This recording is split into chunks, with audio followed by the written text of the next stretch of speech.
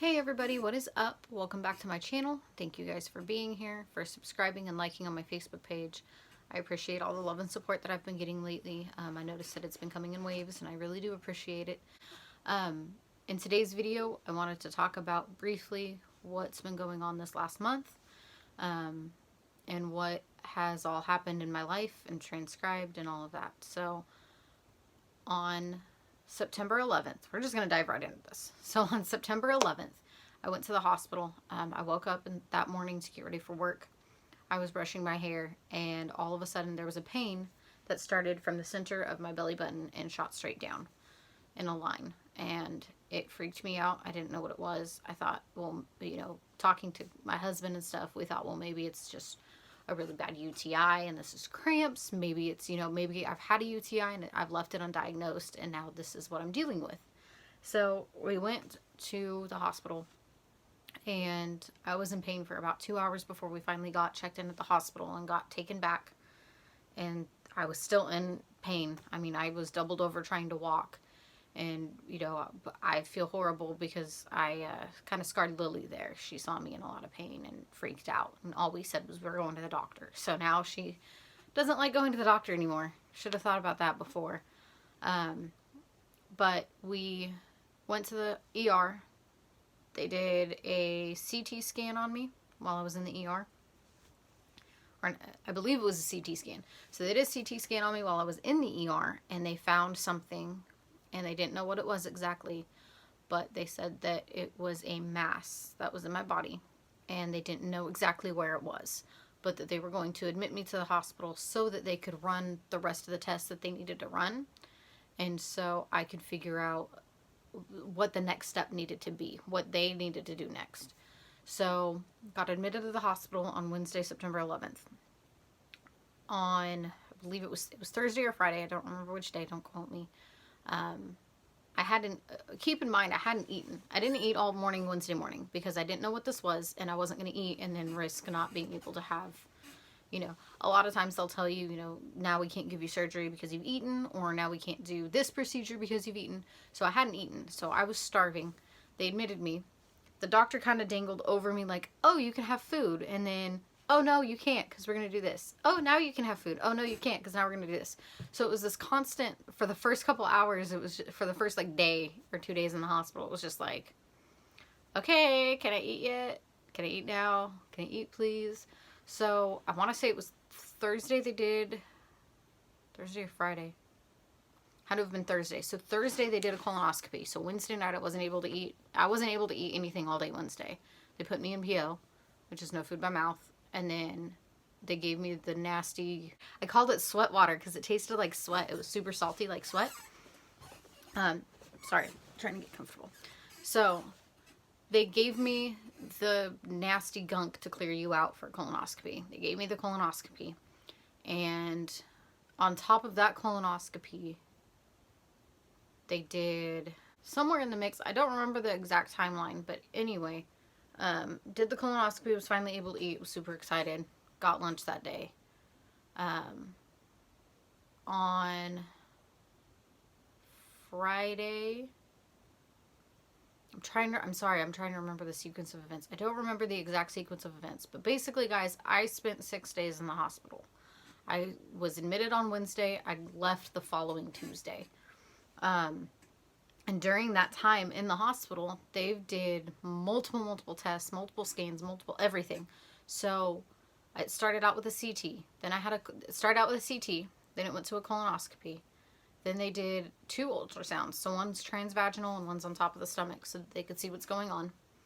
Then they did a second CT scan. And then they did an MRI before my surgery. So all in all, I had a ridiculous amount of scans done to try to figure it out. All the while, they're testing my blood for cancer, for this, for that, just for all kinds of things, just to make sure that that's not what this was. So the test that they ran on my blood was for tracers to see if my body could potentially carry cancer, and all of that came back negative. So that was the good thing there. So eventually, with all of those scans and everything, they've nailed it down to it was a mass on my ovary. They didn't know what it was or how it got there, but it was about the size of a golf ball. So they went in on Sunday. So mind you, I was already there 4 days. On Saturday, the surgeon came in and told me that this is considered, it's not an emergency surgery anymore. So we're going to release you to go home and you can follow up with an OBGYN and they'll perform the surgery. I had issues with that. So I got my husband on the phone. Me and my husband talked to the surgeon and we were like, absolutely not. Like, I'm having to get IV pain medication to stay out of pain. And at that, I'm having to get it. Like, I wasn't trying to get it every 4 hours, but I was getting it every 4 to 6 hours because I was in that much pain. And so we put our foot down, my husband and I both, and we're like, we're not leaving. Like, I'm not being released to this hospital to follow up with a surgeon in 2 weeks to get this removed when I could stay here and you guys can remove it. And the surgeon starts backpedaling. He's like, well, it'll probably be, Tuesday before we could get it out. And I'm like, that's fine. I'm staying. And so about 20 minutes after that conversation with the surgeon on Saturday, he comes back in and he says, you've got surgery at 6 o'clock in the morning, or at 9 o'clock in the morning tomorrow morning. And this was Sunday. And I was like, okay. Like, that's all it took was me to put my foot down and say, no. So, well, me and my husband, I keep giving myself all the credit. It was Chris and I that both discussed it and did it the way we did it. So, Sunday morning, had surgery.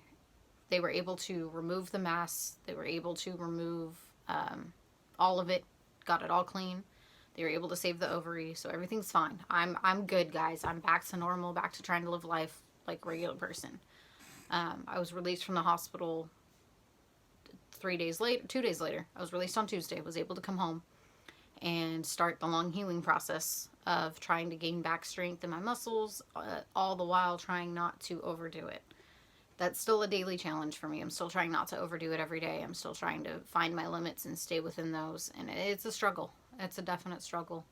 But I'm getting stronger every day as well. So if I can't do one thing 2 days earlier, I'll try it again 2 days later and hey, I can do it now. So fast forward, I'm out of the hospital. It's been about a week that I'm out of the hospital, 2 weeks that I'm out of the hospital. And I get a phone call that Lily has fallen.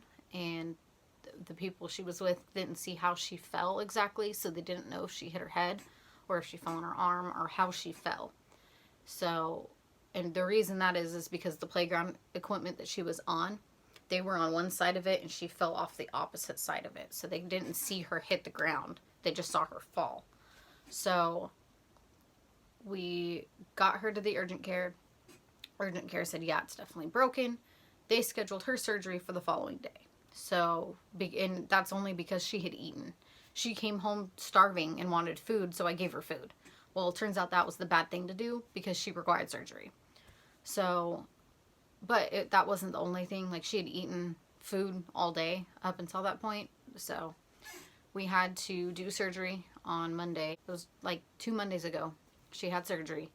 And what they did was she broke her elbow right here. So they placed 3 pins in her elbow to hold the bone together. She had a follow-up appointment this last Thursday. She's healing. Everything's going great. She has a blue cast, which I'll picture down below, was her first cast that she started with.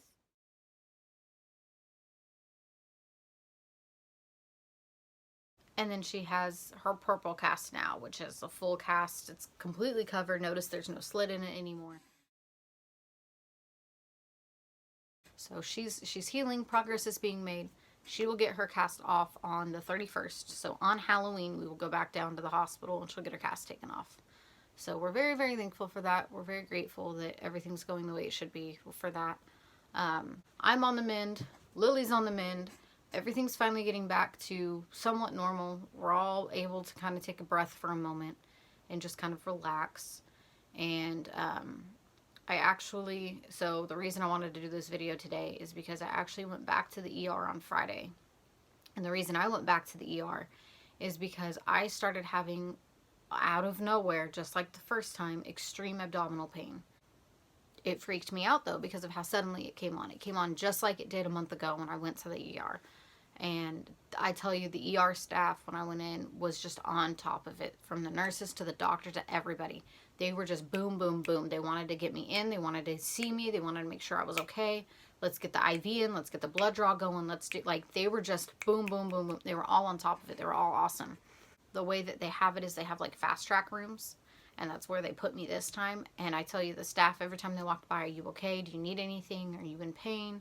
What's your pain level at? Like, they were just on top of it. And so, really, really appreciative for that this time. Luckily, they deemed this so they claimed them as uterus cramps. Basically, I'm a female. Nothing more to say with that. So, but they want me to follow up with the OBGYN and just make sure that this isn't something more serious. But they couldn't find anything serious when I was there. They tested my blood, they took urine, they did all of this kind of stuff. And everything that they tested for came back negative and clear. So, they even did an ultrasound just to make sure and see what they could see.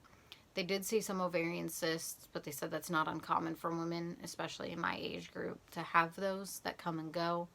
And so, but they did recommend that I follow up with the OB, and that's what I plan to do. I'm going to do that this week. I'm going to try to call and make an appointment on Monday.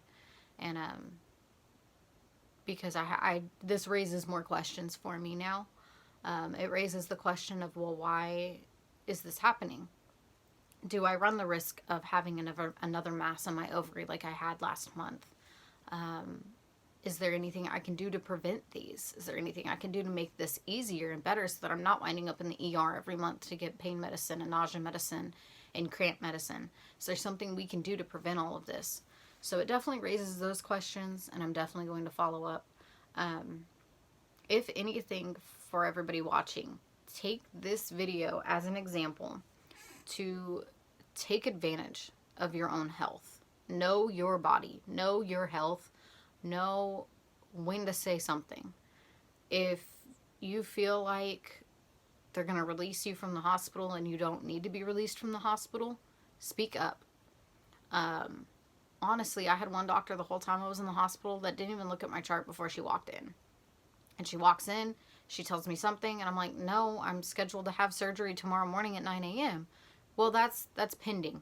It's not pending. It's scheduled. It is on the schedule that I will have surgery tomorrow morning at 9 a.m.